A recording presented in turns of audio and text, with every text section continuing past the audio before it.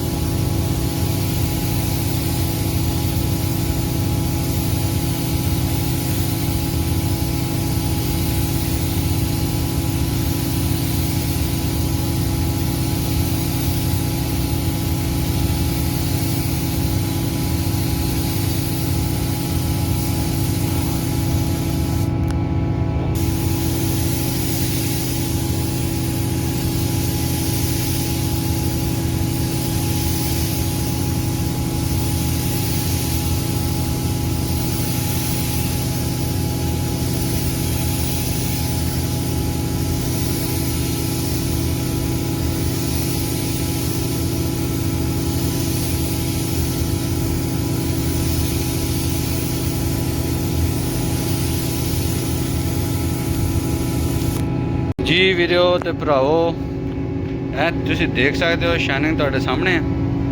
तो कमेंट च तुसी सानू दसना शाइनिंग दोनों साइडा दी मैं तुहानू चेक कराती है। शाइनिंग च कोई मसला है सानू तुसी मैसेज के जरिए दस सकते हो। तो साडे चैनल नू सबसक्राइब और शेयर तुसी लाजमी करना, साडा हौसला अफजाई तुसी लाजमी करना। हाँ जी भाजी हुण असीं इहनूं कटिंग पॉलिश स्टार्ट करन लगे। कंपाउंड लाती है उत्ते टूके दी। तो अल्लाह के फजलो करम नाल इहदे ते हुण ग्राइंडर स्टार्ट कर रहे हैं, नाल भाइयों नूं चैक भी करवावांगे।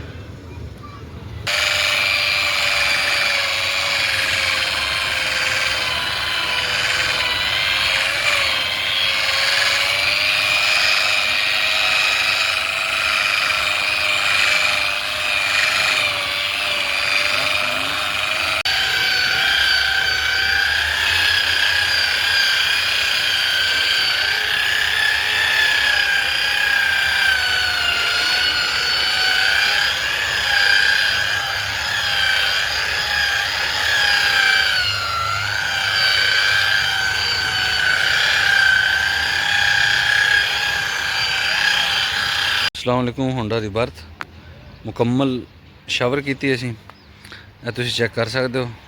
बिल्कुल कटिंग पॉलिश करके बिल्कुल ओके की असी। गड्डी बिल्कुल कंप्लीट हो चुकी। पेंट बूथ च असी रंग मारिया, तुसी वेख सकते हो। इहदा रिजल्ट भी अल्लाह दे फजलो करम नाल बिल्कुल ज़बरदस्त है। ये इहदी दूसरी साइड है भी तुसी वेख सकते हो। यह इहदा फ्रंट है, तुसी वेख सकते हो। अल्लाह दे फजलो करम नाल बिल्कुल गड्डी कंप्लीट हो चुकी। मुकम्मल शावर की। कमेंट च तुसीं सानूं दसना तुहानूं गड्डी का काम कैसा लगा। साडी वीडियो शेयर भी कर देना, लाइक भी कर देना, सबसक्राइब भी कर देना।